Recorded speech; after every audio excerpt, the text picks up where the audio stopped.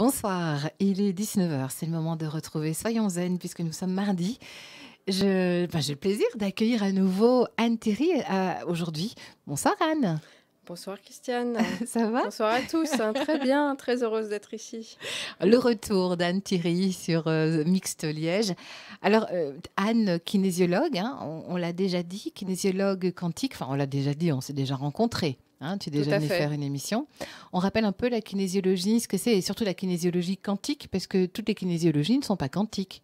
on est d'accord. Donc la kinésiologie quantique, comme son nom l'indique, est d'abord de la kinésiologie. Ça veut dire qu'on va travailler avec des protocoles, mais des protocoles qui sont quantiques, c'est-à-dire différents de la kinésiologie classique, dans le sens où on va travailler directement sur l'ADN du corps. Donc bien sûr, on travaille sur les mémoires du corps, mais en même temps, on va travailler en énergétique sur l'ADN et on va pouvoir transformer ou transmuter les énergies du corps et certains schémas de comportement ou certains schémas de pensée qui datent de cette vie. Donc Mhm. quand je parle de cette vie, c'est vraiment de la naissance à la vie intra-utérine, enfin pardon, de la conception à la vie intra-utérine, à la naissance et puis tout ce qui s'est passé après, mais ça remonte également au transgénérationnel et parfois même jusqu'aux vies antérieures.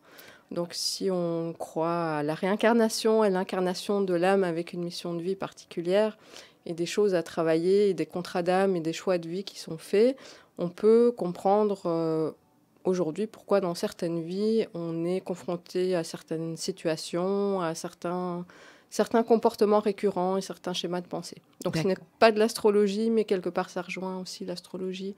Ça rejoint un petit peu tout ce qu'on peut voir maintenant, hein, sur la scène, entre guillemets, de tout ce qui est énergétique, Tout quelque à fait. part. Alors, je reviens encore un petit peu avant d'aborder un autre sujet, hein, sur justement les vies antérieures. Donc, tu vois les vies antérieures des personnes.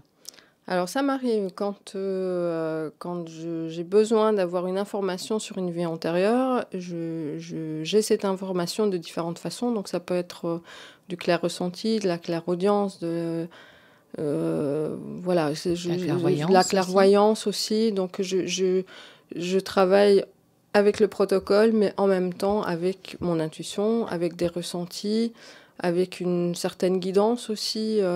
J'écoute ce qui m'est dit à ce moment-là. Donc oui, je peux avoir des flashs sur des vies antérieures ou je peux ressentir dans mon corps certaines choses qui se sont passées pour la personne à une époque particulière, mais j'ai beaucoup d'images par rapport aux vies antérieures. Mhm.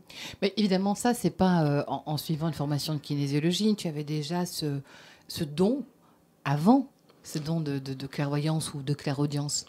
Alors ce don, je l'ai de naissance, mais je ne l'ai développé que, ou approfondi, je vais dire, depuis ces dernières années, depuis 2-3 ans maintenant. Et ce don se développe de plus en plus. Donc cette clairvoyance ou ces ressentis, je les ai aussi bien avec les êtres humains qu'avec les animaux. Et voilà, ça se développe de plus en plus et différemment. Mhm. Un chemin aussi que tu prends un peu justement différent grâce justement à Géraldine qu'on a reçue la semaine dernière, Géraldine Chapelle, hein, avec cette façon de pouvoir converser, de pouvoir entrer en contact avec les animaux. Je pense que c'est quelque chose qui te tient à cœur maintenant et que tu as rencontré et que tu as envie de développer encore plus. Oui, tout à fait. J'étais interpellée parce que j'ai reçu en consultation 4 personnes qui travaillent justement avec les chevaux. Donc là, je me suis dit, il y a forcément quelque chose Il y à a un aller truc. voir et un truc. Et puis d'autre part, à la deuxième personne, j'ai vraiment eu des informations sur les différents chevaux. Donc elle me parlait d'un cheval et rien qu'en ayant le nom du cheval, je pouvais dire, tiens, tel cheval a par exemple tel problème de santé, ou il a un caractère plutôt comme ceci ou comme cela, ou avec tel cheval ça va bien fonctionner, avec tel autre cheval ça va être plus compliqué. Donc je me suis rendu compte que j'avais des perceptions extrasensorielles sur les animaux sans jamais les avoir vus ou les avoir rencontrés. Donc c'est une belle façon de pouvoir rentrer en matière avec Géraldine alors. Tout à fait. Et puis Géraldine est venue me voir en consultation et ça a tout de suite accroché avec Géraldine parce que je pense qu'on a une médiumnité qui est assez semblable. Et je suis allée voir ses chevaux et avec ses chevaux, j'ai eu la même communication quelque part. Mais ce qui m'a surtout interpellée, c'est qu'avec les chevaux, on ne triche pas. Non, Donc, apparemment non, effectivement. voilà, tout à fait. Donc, si on n'est pas tout à fait en accord avec soi-même, avec son corps, si on n'est pas dans son ancrage, si on n'a pas la pensée juste ou l'intention juste, le cheval vous remet en place directement. Il a une telle force et une telle puissance que c'est pas vous qui décidez, c'est l'animal qui décide. Il remet en place de manière émotionnelle, tu veux dire? Alors, je vais vous parler de mon expérience. Donc, ce qui Mhm. s'est vraiment passé, c'est que j'étais pas ancrée au moment où je suis entrée dans la prairie. Et elle a un cheval qui est très impressionnant. Et Un cheval noir. voilà, tout à fait. Et ce cheval est arrivé vers moi parce que je n'étais pas dans mon corps. Donc, il a commencé à avancer, avancer. Je me suis dit, oula, oula, j'ai commencé à avoir peur. Et puis Géraldine m'a dit, ancre-toi. Reste bien dans ton corps, fais bien l'unité entre le ciel et la terre, et puis sois dans qui tu es. Et à ce moment-là, le cheval a compris, et le cheval, j'étais dans le respect du cheval, et le cheval m'a respecté également. Donc le cheval est resté dans sa bulle, et moi je suis restée dans ma bulle, et j'ai mis des limites. Donc le cheval m'a mis sa limite, mais moi aussi je lui ai mis ma limite pour qu'il n'envahisse pas mon espace. Mhm. Et à partir de là, je me suis dit, mais au fond, finalement, j'ai énormément de femmes qui viennent me voir en consultation parce que justement, elles ont ce problème de limite et de territoire. Donc ce serait peut-être intéressant de faire un travail avec les chevaux pour qu'elles puissent ressentir dans leur corps ce qu'est la limite. Et aussi sur le plan psychologique, qu'est-ce que ça veut dire la limite pour moi? Quel est mon territoire? Jusqu'où j'accepte que l'autre envahisse mon espace vital, envahisse mon esprit, m'envahisse moi finalement. Qu'est-ce que j'accepte et qu'est-ce que je n'accepte pas. Et ce travail, justement, avec les chevaux, permet de comprendre quelque part qui on est et ce que je suis, moi, en tant que femme, et ce que ça représente d'être une femme aujourd'hui dans ma vie. Donc Mhm. ça a été quelque part une révélation, et je pense que ça permet vraiment ce travail sur soi dans le corps. Donc moi, je vais travailler sur le côté psychique, le côté psychologique, sur le côté énergétique, puisque je travaille aussi avec des pierres en lithothérapie, je travaille avec des huiles essentielles parfois, je travaille avec de l'encens, donc je travaille de différentes façons sur le corps et les corps énergétiques de la personne. Mais je pense que c'est important que la personne aussi reprenne possession de son corps, de ses émotions profondes, qu'elle ressente les choses dans chacune de ses cellules, et que le cheval et le contact avec la nature, c'est un très bon moyen de l'amener là. Mhm. La première chose que j'ai envie de dire, enfin de te demander, parce que tout le monde ne sait pas exactement ce que c'est être s'ancrer, hein, un ancrage. Comment fait-on un ancrage? Et puis on embrayera effectivement sur la femme en tant que telle. Donc s'ancrer, c'est quoi exactement pour ceux qui ne savent pas? Alors, s'ancrer, c'est vraiment revenir à soi. Donc, c'est retrouver ses racines, c'est retrouver ce contact avec la terre. Ce qu'on fait beaucoup comme type de visualisation ou de méditation, c'est vraiment de prendre cette image de l'arbre, l'arbre qui vit entre le ciel et la terre. Donc, il a ses racines qui sont profondément ancrées dans la terre. C'est qu'il appartient à la terre. Et en même temps qu'il est relié au ciel. Donc, c'est d'avoir cette reliance en même temps au ciel et à la terre. Donc, quand on a le cheval devant soi, on a cet être magnifique et puissant qui, lui, justement, est en contact avec, j'allais dire, dans toutes ces dimensions, avec cette dimension qui est tout à fait spirituelle, puisque le cheval communique par télépathie dans son troupeau, mais aussi avec l'être humain. Il fait passer des messages aux êtres humains, et en même temps, il est en contact et en relation avec la Terre. Donc pour nous, en tant qu'être humain, c'est vraiment de faire cette connexion tertielle. Mhm. Et l'ancrage, c'est ça, c'est vraiment d'entrer dans ses pieds, de sortir de la tête, parce qu'on est dans des civilisations où le mental est super Ah oui. important. Et du coup, on oublie l'introspection, bien souvent, on oublie le contact avec soi-même, on réagit juste à des impulsions du mental. Donc on vous communique quelque chose et vous agissez par réaction. Et très souvent, on ne se connaît pas soi-même. Non, ça c'est clair. Voilà. Par exemple, on parle des chevaux ici, mais il y a beaucoup de personnes aussi qui communiquent, par exemple, avec des dauphins, hein. Là, évidemment, on ne peut pas parler d'ancrage terre-ciel, puisque le dauphin, il vit dans un milieu aquatique, évidemment, mais apparemment, il est hyper puissant aussi, tout comme un cheval. Donc, dans ce cas-là, est-ce qu'on parle aussi d'ancrage, malgré tout, ou pas? Alors le dauphin, même s'il vit dans un milieu aquatique, est quand même relié à la terre. Donc c'est l'eau, c'est la terre, à tous les éléments quelque part.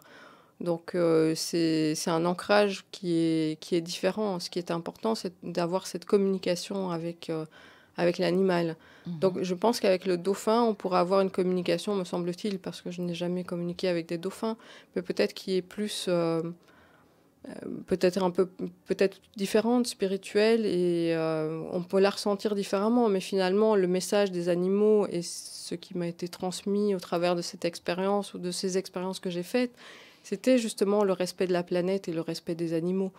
Donc, de nous faire comprendre à nous humains que nous faisons tous partie du même univers, de la même énergie, différemment, et d'entrer dans ce respect du monde animal. C'est ça qui était important. On le voit de toute façon que les animaux se respectent très fort, hein.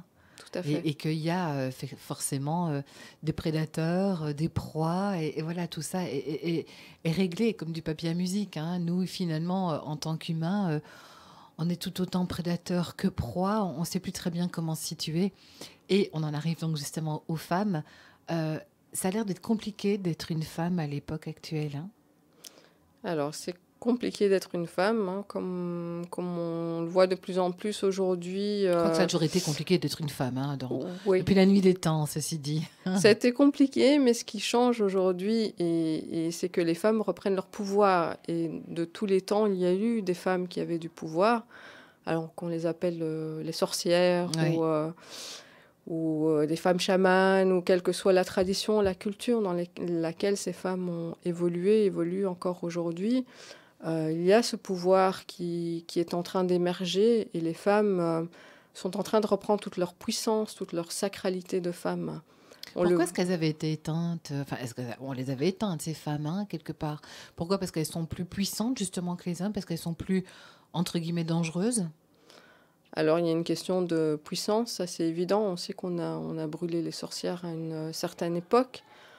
On sait que c'est peut-être plus compliqué pour une femme aujourd'hui de prendre le pouvoir, et on sait que sur le plan du salaire, par exemple, une femme va gagner moins qu'un homme. Donc on le voit aujourd'hui avec les différents mouvements qui se dessinent justement pour la libération de la femme, que la femme a envie aujourd'hui d'être elle-même, d'entrer dans sa liberté, dans sa pleine puissance, de se connaître, de savoir qui elle est, et de pouvoir évoluer elle aussi dans la société. Ça va pas faire peur aux hommes, ça? Je pense que oui. Oui, hein. Je pense que oui, mais je pense que les hommes sont aussi amenés à évoluer et à comprendre que finalement nous sommes complémentaires. Voilà, dans nos énergies, dans tout, dans la sexualité aussi, nous sommes complémentaires. Alors je pense qu'il y a des hommes qui ont déjà franchi ce pas et qui n'ont plus peur de la puissance des femmes, mais que ce sont des hommes qui sont aussi dans leur puissance. Mais c'est vrai que nous vivons dans un monde de puissance principalement masculine, et que c'est peut-être plus compliqué pour nous, femmes, de nous affirmer, et de nous affirmer dans toutes les dimensions de notre être, de savoir qui nous sommes et de prendre notre liberté, et sans avoir peur du jugement des autres, finalement. Oui, parce surtout, que c'est ça, surtout. Oui, parce qu'on vit un peu, nous les femmes, dans le regard des autres, hein. Tout à fait. Hélas. Alors quand tu dis les animaux, surtout les chevaux, pourront aider ces femmes, je serais tentée de dire, mais les juments uniquement peuvent te donner des conseils, ou alors ce grand et majestueux cheval noir qui est chez Géraldine peut aussi donner des conseils à ces femmes? Alors je dirais, quel que soit l'animal, quel que soit le cheval, ça peut être un poney, ça peut être un grand cheval, c'est juste une sagesse qui émerge de l'animal. Mais vous savez, certaines personnes reçoivent des messages à travers le vent, à travers les oiseaux. Je pense que ce qui est vraiment important, tout à fait, c'est quelle que soit la méthode, parce que nous sommes tous différents, nous avons tous notre façon de nous relier au monde, à la terre, aux éléments, d'avoir nos connexions qui nous sont particulières, et d'avoir nos messages. Donc peu importe finalement.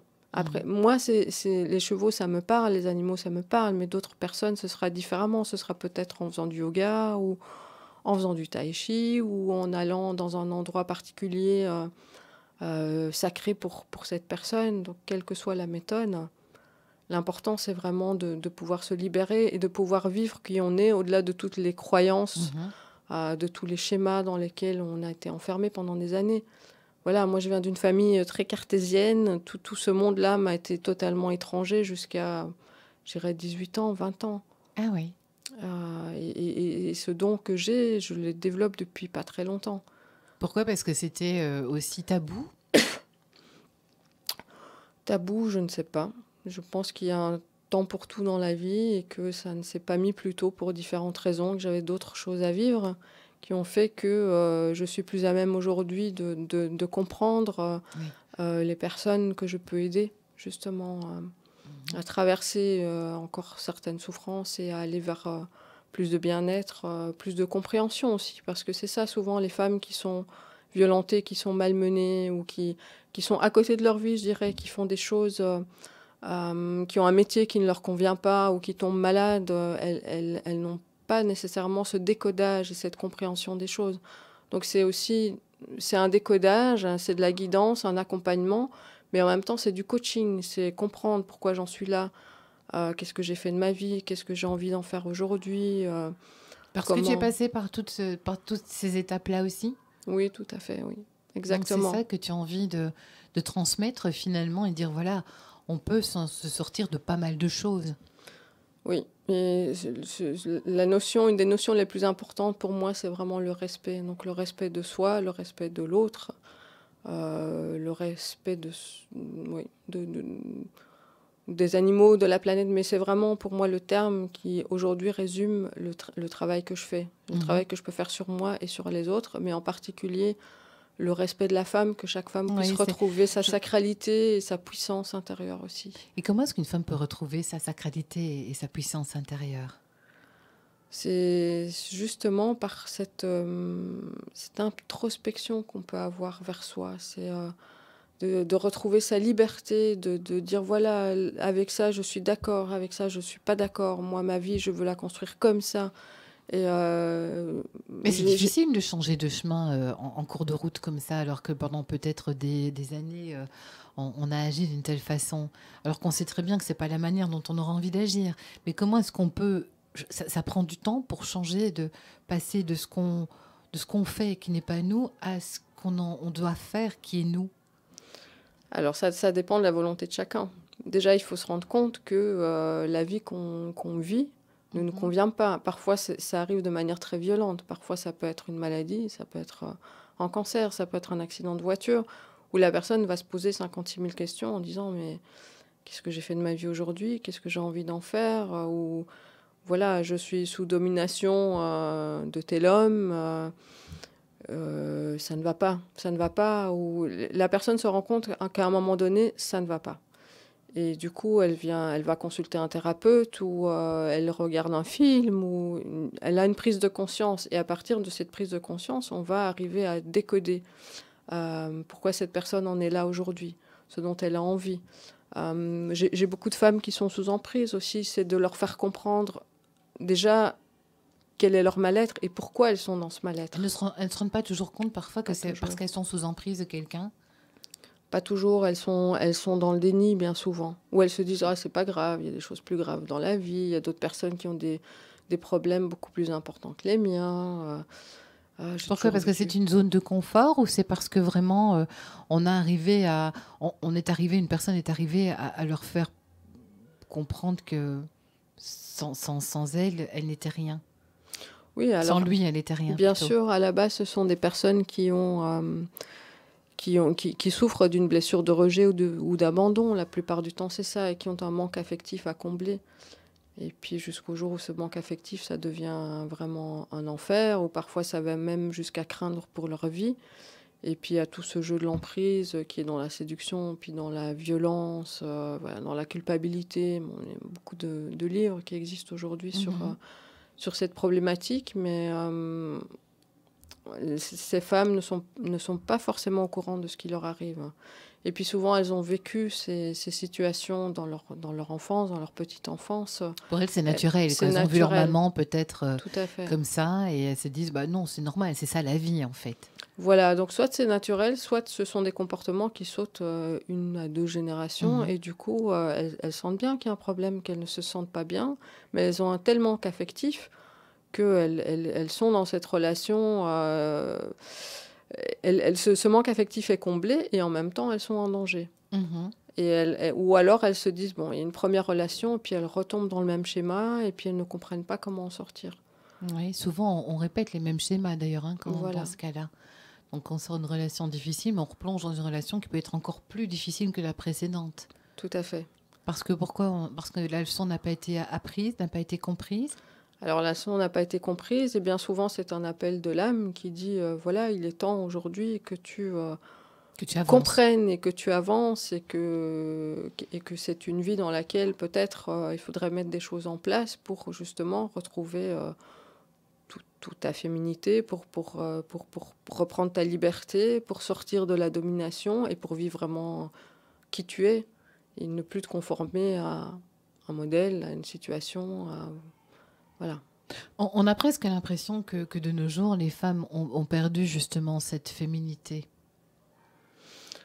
Oui, peut-être Elles que sont toujours mamans, mais elles ne sont plus femmes, hein, réellement. je suis d'accord, parce qu'il y a énormément de jugements Oui. par rapport aux femmes. Si une femme met une jupe trop courte, un décolleté un peu trop provoquant, ben, on sait directement. On va la juger. Voilà, on va la juger. Et puis il y a tout ce harcèlement au travail, dans la rue. C'est très très présent. En Mhm. effet, c'est très présent. C'est difficile, hein, finalement, d'être une femme.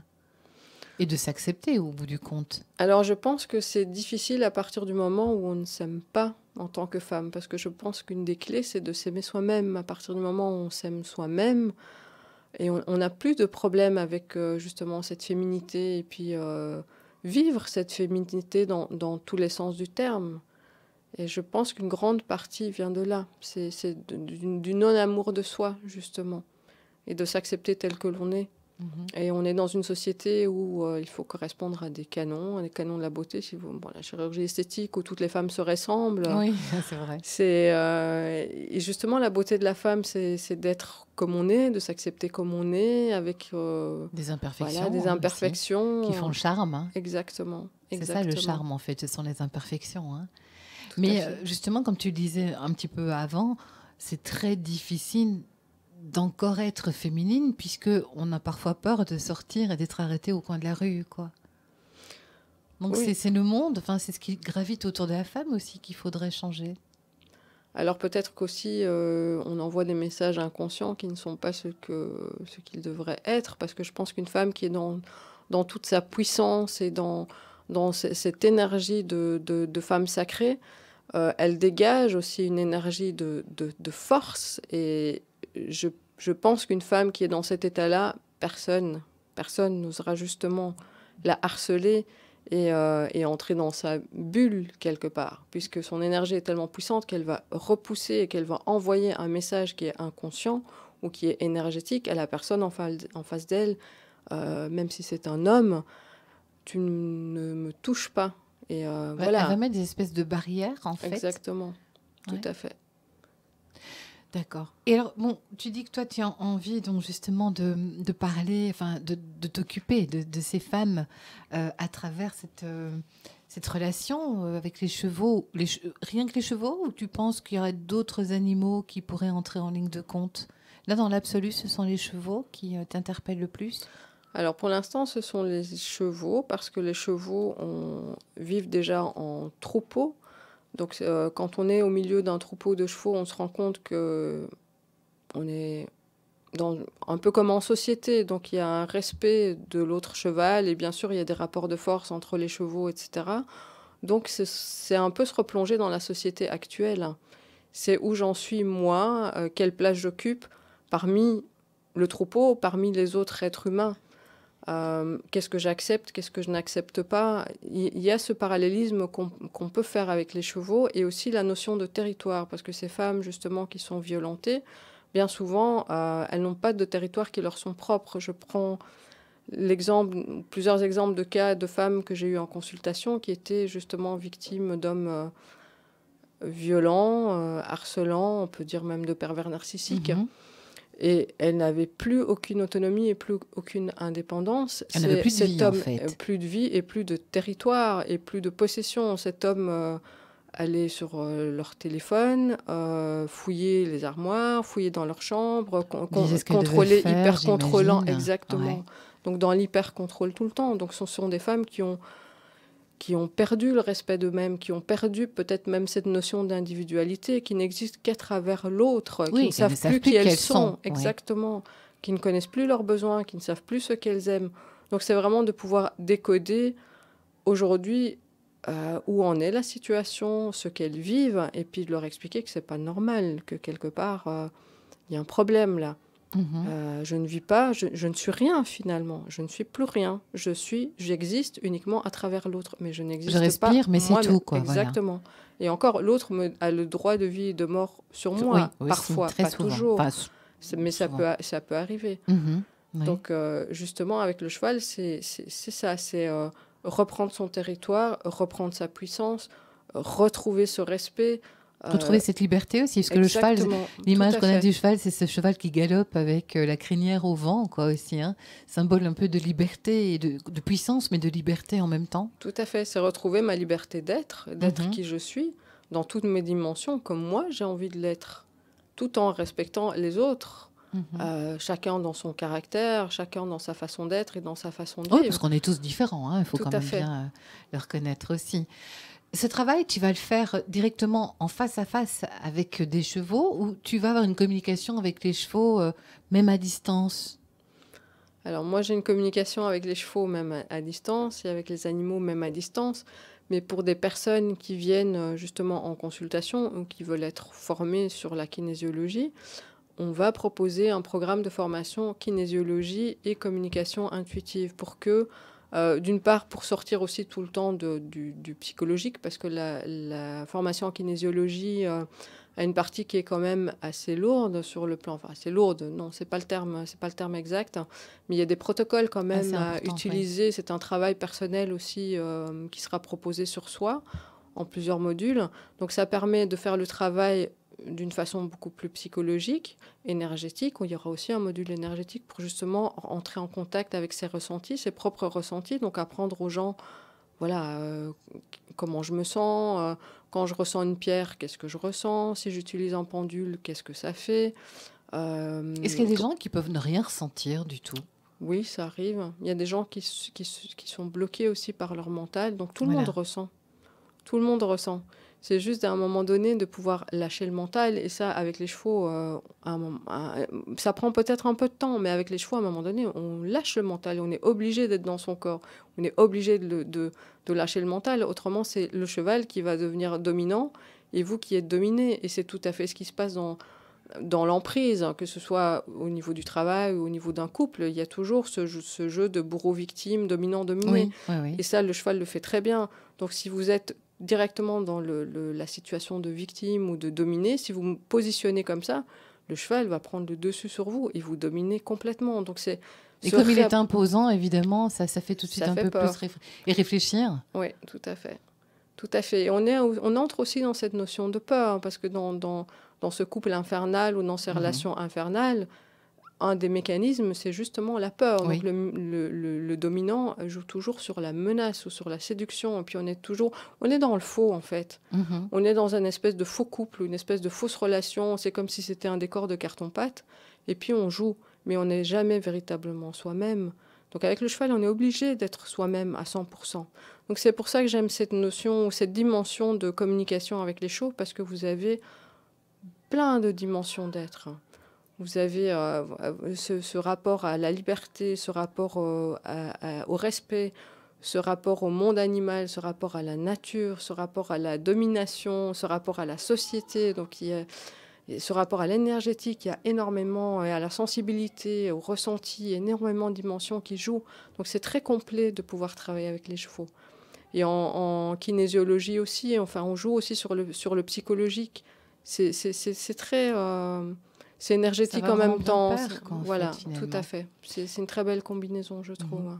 J'avais vu ce genre de travail également aussi. Moi, j'étais fort attirée par les éléphants, par exemple. Hein. Il y a aussi les éléphants, apparemment, enfin, comme tu dis, tous les animaux dégagent de l'énergie, quoi. Mais il semblerait qu'il y ait certains animaux qui en dégagent plus. Donc, les chevaux, les dauphins, les éléphants. Alors, ouais, je suis tout à fait d'accord par rapport aux éléphants. Je C'est, pense que c'est il paraît pareil, que hein, on a pu domestiquer les éléphants comme on a domestiqué les chevaux, les hein, chevaux, finalement. tout à fait. Donc en fait, ce serait peut-être justement là, parce que ceci dit, on ne sait pas domestiquer vraiment un dauphin. Enfin si, tu vas me dire qu'on voit bien des dauphins Bien qui font sûr. des tours. Mm. Donc finalement, ce sont ces animaux qui peuvent être domestiqués, qui peuvent nous donner des leçons, tu penses? Ah, c'est une vraie leçon de vie. C'est une vraie leçon C'est de le fait vie. justement d'être arrivé à le domestiquer qui fait qu'on est plus proche de lui? Oui, parce que approcher un animal sauvage ou un éléphant sauvage, c'est pas pareil. Pour faire un travail sur soi, ce ne serait pas possible. Mais d'un autre côté, le fait d'avoir domestiqué l'animal, ça devient peut-être parfois plus compliqué parce que Mais il le- perd de sa nature, de sa vraie voilà, nature aussi alors. oui, tout à fait. Donc ça peut être plus compliqué avec des animaux plus proches comme les chats et les chiens, où là, l'animal peut quelque part un peu nous manipuler. Les chiens et les chats, mais un cheval, et je pense qu'un éléphant, ça doit être assez similaire finalement au cheval. On est Mhm. obligé d'être soi-même, on ne peut pas tricher. Non, non, non, non, Pas parce qu'il paraît tricher. qu'à la base, un éléphant, parce que moi j'en parlais avec mon papa qui est quand même né fort en Afrique, et il me disait, mais c'est pas gentil un éléphant, qu'est-ce que tu crois? C'est pas gentil à la base. C'est parce qu'il connaît sa force, il connaît sa puissance, peut-être Tout à aussi. fait. C'est peut-être ça, donc c'est peut-être même pas le fait qu'il n'est pas gentil, c'est que, waouh, il en impose. Oui, il en impose et plus qu'un cheval encore. Ouais. Donc, mais quand on voit en Asie du Sud-Est, bon, les éléphants sont plus petits qu'en Oui, Afrique noire, un petit peu, ouais. mais quand on voit le travail qu'ils leur font faire, comme les chevaux de trait finalement, dans les Oui, oui, bois, oui, à tirer les oui. rondins, Et on voit ces animaux qui sont tristes aussi, hein. On Oui, voit, parce qu'il n'y a pas si longtemps que ça, finalement, qu'on s'est aperçu que tous les animaux pleuraient aussi, hein. On oui. voit beaucoup maintenant circuler sur les réseaux sociaux des yeux d'animaux qui pleurent réellement, en fait, qui pleurent aussi parce qu'ils ont perdu un des leurs, Oui, tout à fait. chose qu'on disait que c'était pas possible avant. Et par exemple, j'ai pu rencontrer une jument aussi qui n'a pas été très bien traitée. Du coup, elle était assez difficile à monter, justement, parce que elle envoyait tous ses cavaliers par terre. Ah oui. Donc, elle ne se sentait pas respectée. Et il y a une personne qui a compris cette jument, qui est entrée en communication directement avec cette jument. Et cette personne était dans un grand respect pour cette jument, et c'est elle qui pouvait la monter, et c'était la seule personne à pouvoir la monter. Et il y a une idée reçue qui dit que quand une jument a un poulain, elle est beaucoup plus facilement, on peut la dompter beaucoup plus facilement. Ah mais non, bah, c'est comme une femme quand elle a un enfant, on touche pas, quoi, plutôt, non? Exactement, donc on lui a fait faire Faire un des... poulain, et quand j'étais en contact avec cette jument, j'ai vraiment ressenti que c'était un viol pour elle, et que c'était d'une douleur et d'une souffrance incroyable. Ah oui, Vraiment incroyable. Donc là aussi, il y a un parallélisme entre cette violence qu'on peut faire aux animaux aux aussi, hein. animaux et quelque part, voilà, j'ai fait le parallèle avec une femme et avec le ressenti qu'elle peut avoir. Mhm. On peut travailler aussi en énergétique sur les chevaux, donc c'est très intéressant. Ils sont très réceptifs à l'énergie. Donc c'est un super chouette travail aussi pour que la personne puisse se reconnecter à elle-même et à son ressenti. En fait, c'est un échange de bons procédés, entre guillemets, quoi, de bons procédés. Donc, le cheval va apprendre des choses, mais on peut aussi lui donner plein de choses. C'est finalement ça, tout est dans le partage. Complètement. Complètement, c'est vraiment dans le partage. Parce que le cheval, s'il n'est pas bien, ou l'animal, s'il n'est pas bien, lui, il a envie aussi de se faire comprendre. Mais oui. Voilà, tout à fait. Donc, il est très content quand on sait ce qu'il a et puis qu'on le comprend aussi. Et toi, quand tu es dans cette conversation avec les chevaux, ce sont des images que tu vois, tu les entends parler. Comment ça se passe à ton niveau? La première fois que tu as rencontré un cheval, ça s'est passé comment? Enfin, à ce niveau-là, je veux dire, hein, parce que je suppose que des chevaux, tu en avais déjà bien vu avant, Oui, j'ai quand fait de même, hein. l'équitation avant. Oui, puis j'ai fait de l'équitation, mais pas du tout dans le respect Bah parce des que chevaux. voilà, on nous donne pas cet aspect respect réellement non plus, hein, quand on fait de l'équitation. C'est la performance qui prime, hein. Oui, tout à fait. Donc, j'ai même fait du saut d'obstacle à l'époque et j'avais pas du tout cette notion de l'animal que je peux avoir aujourd'hui. Bah, tu as Ah, connu les deux côtés comme tout ça, à fait. en fait. Et donc là, cette première rencontre, dans cet état d'esprit de partage avec un cheval, ça s'est passé comment pour toi? C'était d'être complètement moi-même à 100%. De ne pas tricher, parce qu'en tant qu'être humain, ou d'être complètement centré et complètement ancré et complètement dans le partage, donc de lâcher ma tête pour être dans mon corps et dans mon ressenti. Tu n'avais pas le choix, sinon il n'y avait aucun contact qui pouvait s'établir en fait. C'était le cheval qui a pris le dessus tout de suite. Donc c'était ça, c'était de moi de me centrer, de me mettre dans ma puissance et dans mon hara, dans mon deuxième chakra et dans mon premier chakra, vraiment d'avoir cette reliance avec la terre et de dire voilà, là je suis complètement moi-même, je suis entière, je suis reliée à tous les éléments, je suis reliée au cheval et puis et les messages ça arrive soit sous forme c'est visuel ou sous forme de ressenti ou sous forme d'information plutôt mentale, c'est particulier, c'est particulier. Bon, là, toi, c'est parce que tu es déjà habituée, Voilà. je dirais, à ce côté aussi, hein, de recevoir des messages, de ressentir. Maintenant, une personne lambda qui se dit, tiens, je voudrais bien faire aussi de la communication animale, j'imagine que si elle reçoit une information, elle va se dire, ouais, non, c'est moi qui imagine. Mais pas du tout. Je crois qu'il faut savoir effectivement se mettre de côté. Et c'est ça, à quoi sert l'ancrage, justement. J'imagine, à pouvoir lâcher prise. Mais en même temps, tu lâches prise, tu es dans le moment présent, tu es ancré, mais tu ne peux pas t'empêcher de te dire, ouais, ça va, je déconne, c'est dans ma tête que ça se passe, non? Alors pour moi, la première forme de communication, c'est de pouvoir se reconnecter à soi, se reconnecter à son corps, de pouvoir créer cette bulle autour de soi, pour avoir quelque part son territoire. Donc là, quand la personne est complètement centrée sur elle-même, complètement en accord avec ce qu'elle est, avec ses ressentis, et qu'elle est complètement dans sa bulle, le cheval n'essaiera pas de prendre le dessus sur la personne. Donc pour moi, ça c'est la première forme de communication intuitive qui peut exister entre la personne et le cheval. Donc c'est déjà ça le premier travail, c'est de ressentir le cheval, ok, sa bulle est là, moi ma bulle est là, je ressens la bulle du cheval. Donc c'est se reconnecter à ses sens et à son ressenti, avant qu'il y ait une véritable... Enfin, c'est déjà une forme de communication, avant d'avoir des messages particuliers. Et puis après, je pense que ce qui va se développer, c'est plutôt la télépathie. Donc la personne va entendre ou avoir un message plutôt télépathique, ça va être plutôt dans le mental, puisqu'on a cette habitude de travailler avec le mental, là. Voilà. Mais il y a certaines personnes qui, au départ, ne ressentent rien. Il faut qu'elles reviennent une fois, deux fois, trois fois, quatre fois. Hein. Pour arriver aussi à se mettre dedans, comme on dit, hein, à accepter aussi les informations qui se présentent. C'est le cheval qui décide quand c'est fini, quand c'est terminé, quand on a assez fait, quand on a assez donné, quand on est arrivé au bout d'un travail ou pas, ou c'est de commun accord. De commun accord. Ouais. On sait à un moment donné que c'est fini. Le cheval, ou soit le cheval s'en va. Donc là, c'est très clair que le cheval, il a terminé ce qu'il avait à dire, le travail qu'il avait à faire. Voilà. Oui, il va pas dans la fioriture, il va pas dire on va encore faire un petit peu pour lui faire plaisir ou autre. Non. Lui, c'est comme ça, point barre. Point barre, il s'en va. Ou alors vous ressentez, c'est en même temps. Ça peut, bon, moi, dans mon cas, c'est en même temps. Je sens que le cheval a terminé. Moi, j'ai terminé et ça s'arrête là.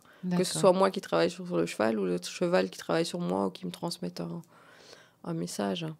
Mais... Comme en kinésiologie, quand le corps a terminé, voilà. C'est fini, quoi, aussi. Oui. Quand il a estimé qu'on avait assez bossé sur ces douleurs, il va arrêter, quoi, de donner des infos. Oui, alors c'est plus une question de dosage, parce que le corps peut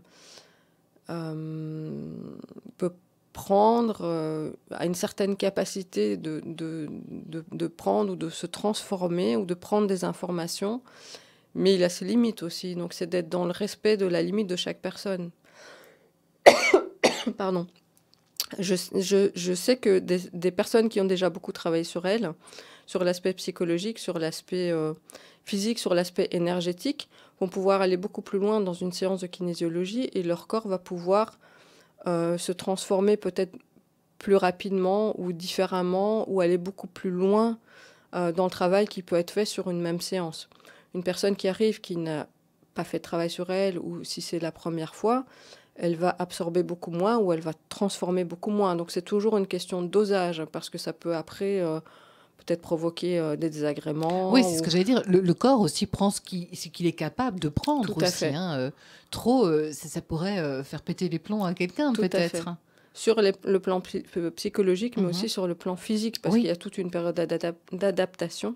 Après une séance en kinésiologie, il faut compter 3 semaines, voilà, 3 semaines, un mois pour l'intégration sur le corps. Donc c'est vraiment de faire attention, d'apporter le bon dosage à la personne, de lui faire entendre ce qu'elle peut entendre, de travailler sur ses énergies dans la mesure de ce qu'elle peut accepter, de ce qu'elle peut recevoir de ce qu'elle peut engranger, j'allais dire, de ce qu'elle peut transmuter. Mais il y a toujours une limite. Le but, c'est pas que la personne, elle se retrouve au lit après pendant... Non, déjà que on est souvent fatigué après une séance de kinésiologie. Déjà, en même temps, on est quand même un peu chamboulé. Par contre, avec le cheval, ça va être plus du psychologique alors. Ça va pas travailler sur le corps. Ça travaille aussi sur le corps. Ça travaille aussi sur le corps. Ça travaille sur le corps. Et c'est très puissant comme travail sur le corps et sur les énergies du corps. Tout à fait. D'accord. Tout à fait, oui. Alors, par exemple, moi, j'ai fait ce stage en développement d'intuition avec les chevaux ce week-end. J'étais malade la nuit précédente parce que mon corps avait déjà commencé à travailler. Ah oui, donc en sachant que tu allais aller faire cette formation, ton corps a déjà... Mon corps était déjà en train de se préparer à ce qui allait se passer le lendemain. Et... ce travail était très fort au niveau de la puissance, justement, d'entrer dans sa puissance et dans mon développement à moi, d'entrer vraiment dans qui je suis, de développer mes dons, de développer mes capacités. Et ce travail a été fait en partie aussi avec le cheval. Et j'ai des choses aussi encore moi à régler par rapport au respect, par rapport au territoire, par rapport au fait de m'aimer moi-même, au respect de moi-même. Donc c'était tout ce travail de préparation qui a été fait depuis la veille, et mon corps savait déjà que ce travail serait fait. D'accord. Est-ce que, par exemple, Anne, quand on voit parfois des chevaux dans un pré, comme tout le monde, on se dit « Oh, il est beau, le cheval », on l'appelle. Soit effectivement le cheval vient, soit effectivement le cheval ne vient pas.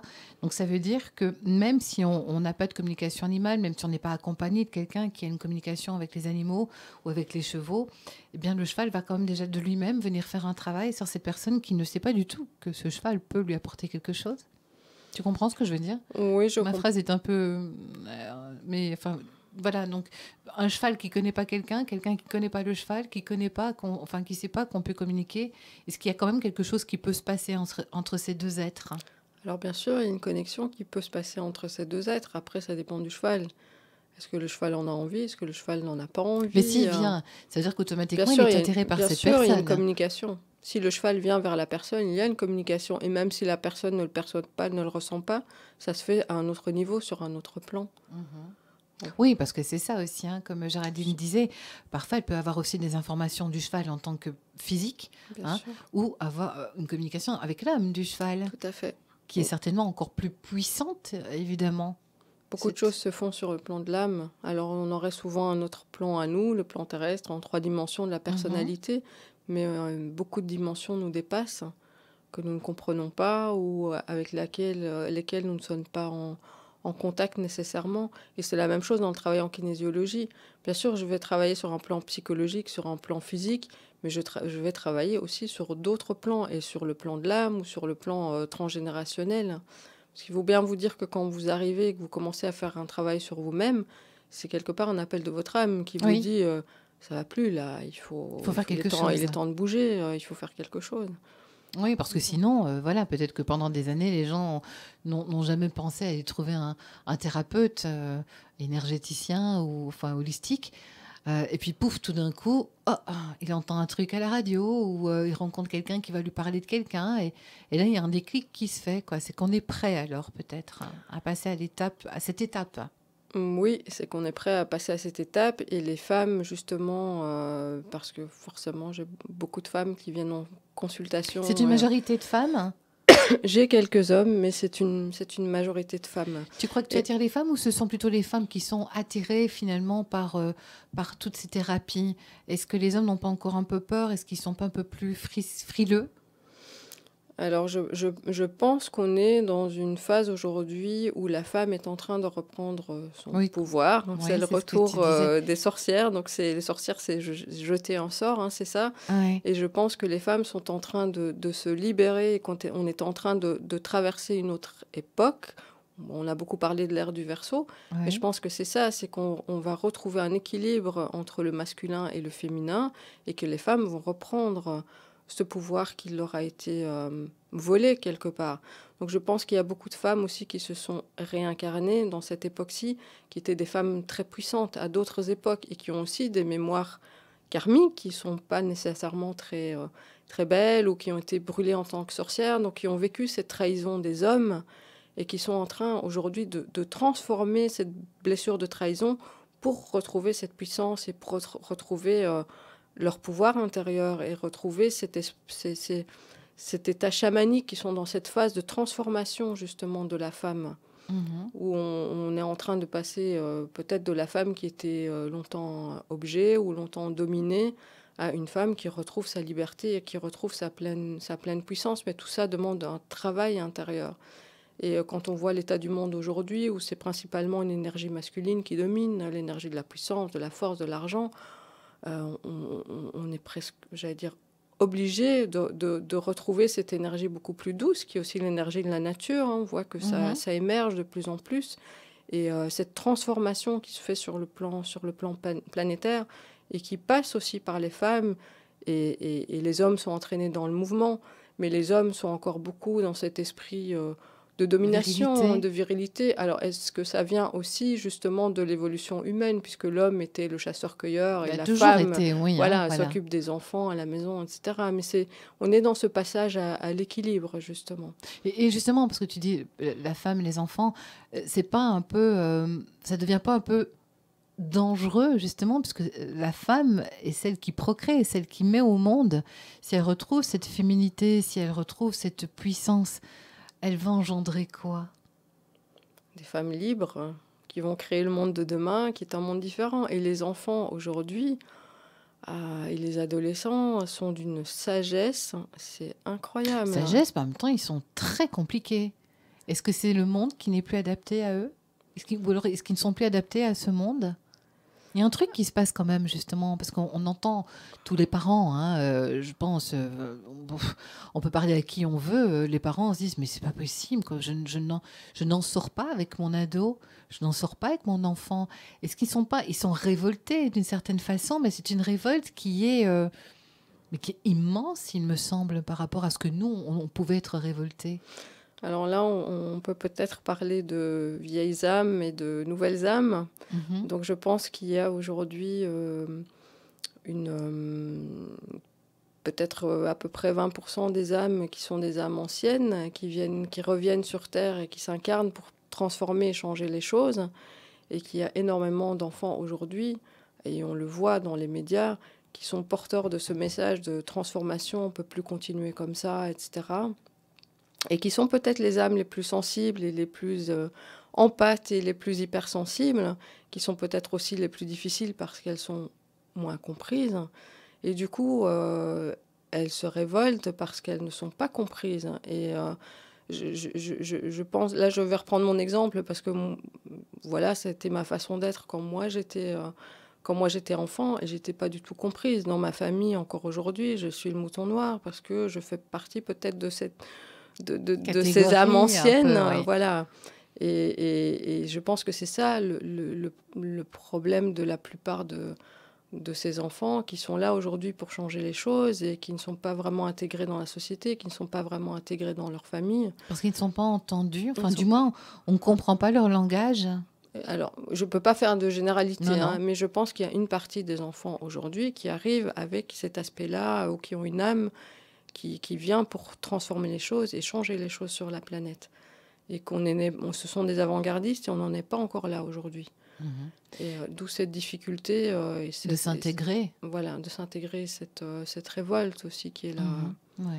Alors si eux ont des parents peut-être plus ouverts et plus compréhensifs, ces parents vont pouvoir les accompagner dans ce cheminement.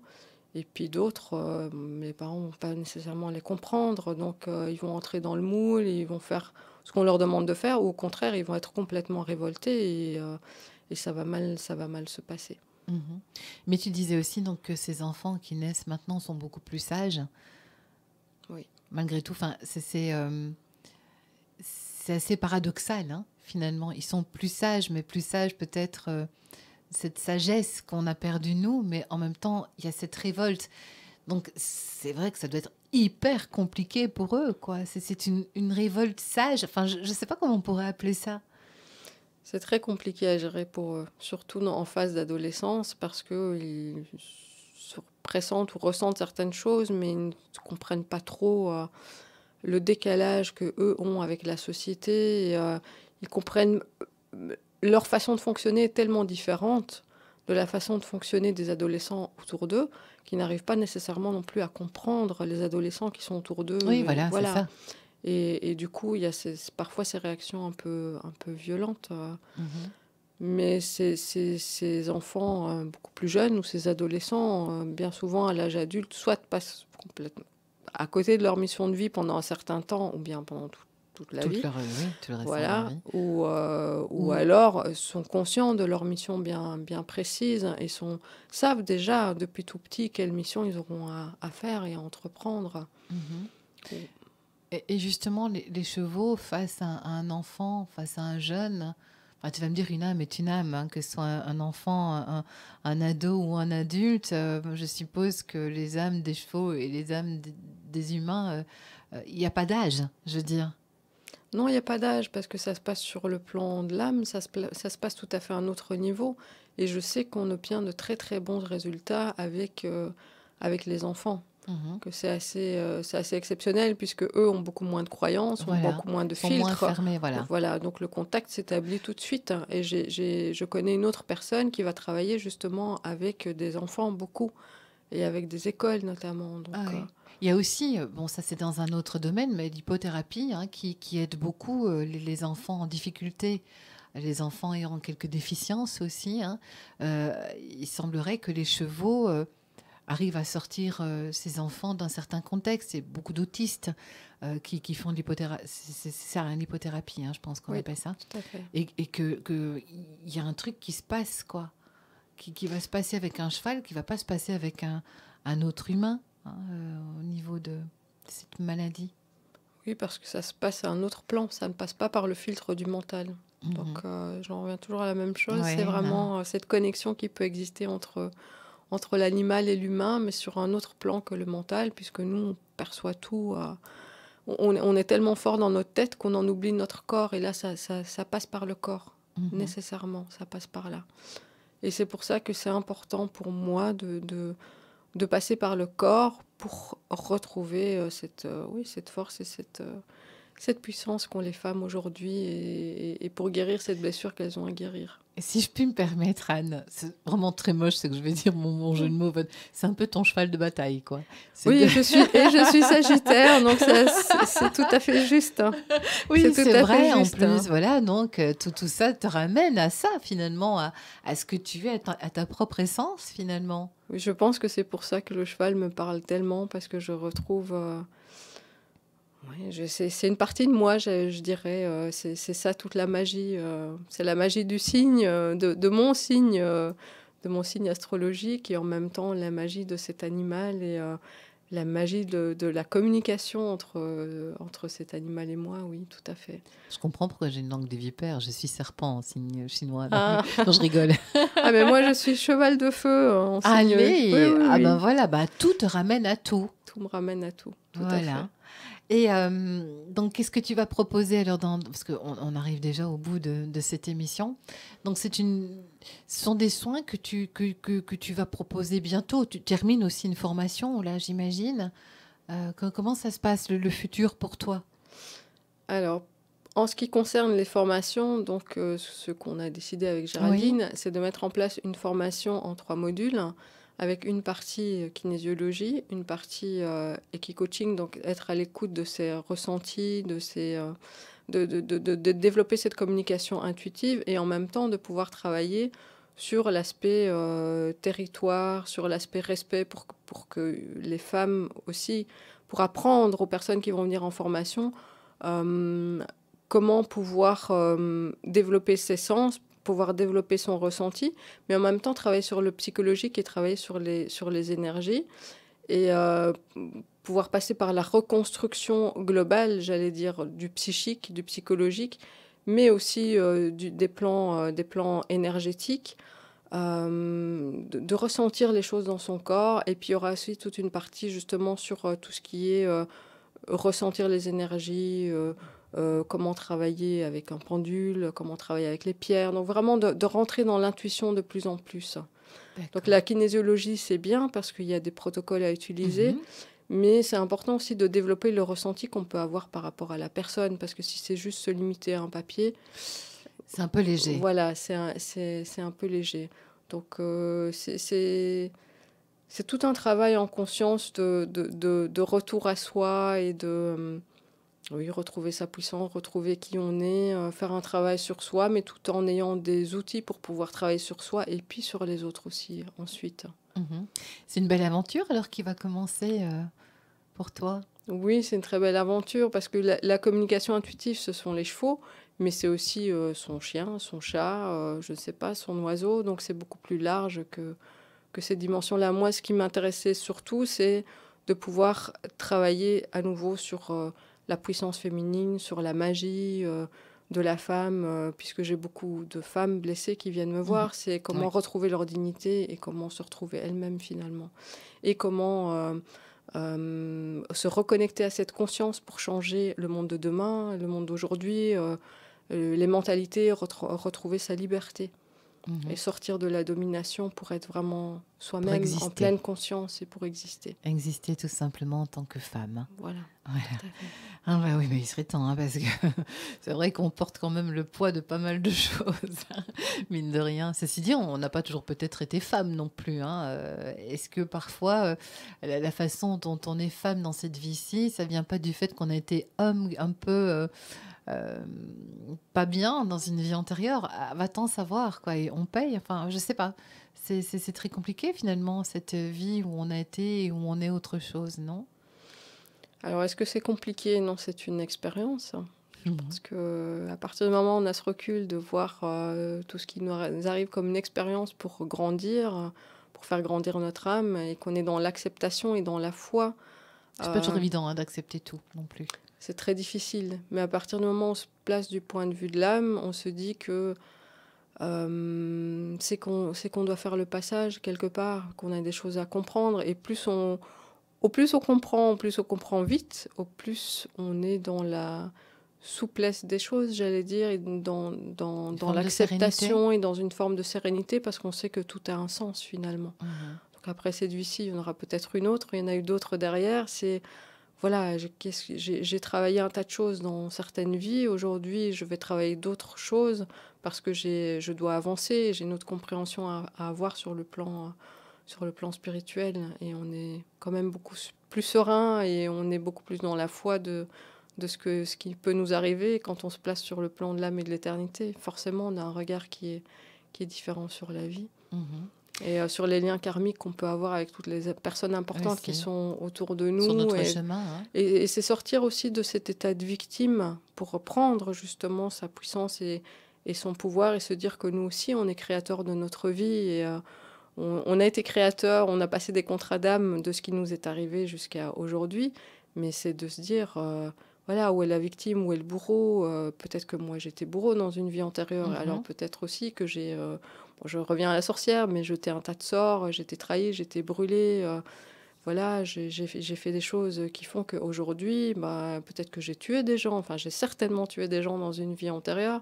Et que on remplit tous des rôles voilà, on remplit des rôles tous différents. Les rôles, en fait, c'est ça. Tout à fait. Comme tu dis, on a peut-être été beau dans une vie antérieure, qu'on est victime dans celle-ci, et puis que dans la vie prochaine, on sera la personne qui regarde cet état de fait. Enfin, c'est vrai que on passe partout, tous les stades. Tout à fait. On les teste tous. Exactement. Ce qui est important aujourd'hui, c'est de reprendre, pour moi, c'est vraiment de pouvoir reprendre sa vie en main et de ne plus se positionner en tant que victime et de pouvoir décider pour soi en pleine conscience et dans le respect des autres, dans le respect de la nature, dans le respect de soi-même et dans la paix aussi, je dirais, dans la paix et la sérénité. Je sais que c'est peut-être un peu bateau et que beaucoup de sages sont passés sur cette terre en disant voilà, L'important, c'est d'être non violent, c'est de ne pas rendre œil pour œil, dent pour dent. Non-violence à la violence. Voilà, exactement. Et c'est peut-être de transformer les choses de cette façon-là. Et oui, de se placer, de regarder les choses avec une autre perspective, un autre regard. Et je pense que notre vie sera aussi beaucoup plus sereine à partir de ce moment-là. Mais de rester dans la foi, quoi qu'il arrive. C'est vrai. Belle parole, Anne. On te retrouve, tu as un site internet sur lequel on peut te retrouver et on peut retrouver aussi ce que tu proposes Tout à fait. comme séance. Alors, ton site internet? Alors, c'est www.thierry-kinésioénergie.be. D'accord. On peut te retrouver aussi sur Facebook. Tout à pareil. Kinésioénergie. Kinésioénergie. Voilà. Et puis, voilà, on peut prendre contact avec toi, on peut voir tout ce que tu fais. Et puis, on aura bientôt des nouvelles alors pour ces formations que tu mets en route avec Géraldine. Elles seront en ligne sur Facebook, de toute façon, sur mon site aussi. Et puis, on commence les formations à partir du mois de janvier de cette année. Mois de janvier, d'accord. C'est très amusant, finalement, parce qu'elle est venue la semaine dernière. Toi, tu es là cette semaine. Il n'y a peut-être pas de hasard. C'était la continuité un petit peu de son émission de la semaine dernière avec ce petit plus que tu pouvais apporter et asseoir cette certitude qu'effectivement, il y a cette intuition, cette communication intuitive avec les animaux. Oui, après, c'est ma façon à moi d'aider les femmes à retrouver justement leur dimension sacrée. Maintenant, il y en a beaucoup d'autres. Il y a le tantra qui existe. Voilà, ça c'est encore une autre façon de retrouver sa sacralité de femme, quelle que soit la méthode. L'important, c'est vraiment d'arriver, oui, je reviens encore avec ça, mais dans le respect de soi et que les hommes aussi puissent respecter les femmes. Oui, et je pense aussi qu'il y a certainement des hommes qui écoutent et qui doivent se dire, oui, mais attends, moi aussi je suis un homme et finalement, au bout du compte, je ne sais plus quel homme je suis. Donc je pense que les hommes ont aussi besoin de se retrouver, de savoir qui ils sont aussi. Ça, c'est pas toi, c'est quelqu'un d'autre alors qui pourra leur apprendre. Je ne sais pas, parce que j'ai aussi des hommes qui viennent en consultation et qui ont été malmenés par les femmes, oui, et justement voilà, qui ont ce problème de place et de c'est finalement qu'on soit homme ou qu'on soit femme, l'essentiel c'est de pouvoir retrouver sa propre place. Oui, sa dimension sacrée, je pense, en tant qu'énergie féminine ou en tant qu'énergie masculine, et de pouvoir retrouver cette compréhension, cette fluidité entre les deux énergies. De plus en plus d'hommes font aussi un travail sur eux-mêmes et retrouvent cet équilibre féminin-masculin. Qu'on a tous, oui. Exactement, c'est de pouvoir retrouver ça en soi d'abord pour pouvoir vivre dans une relation qui est équilibrée entre l'homme et la femme. Tout à fait. Merci Anne. Avec grand plaisir. À très bientôt. Donc on n'oublie pas un site internet www.kinésioénergie.be. Merci beaucoup à toi, Christiane. À bientôt. Merci, avec plaisir. À bientôt.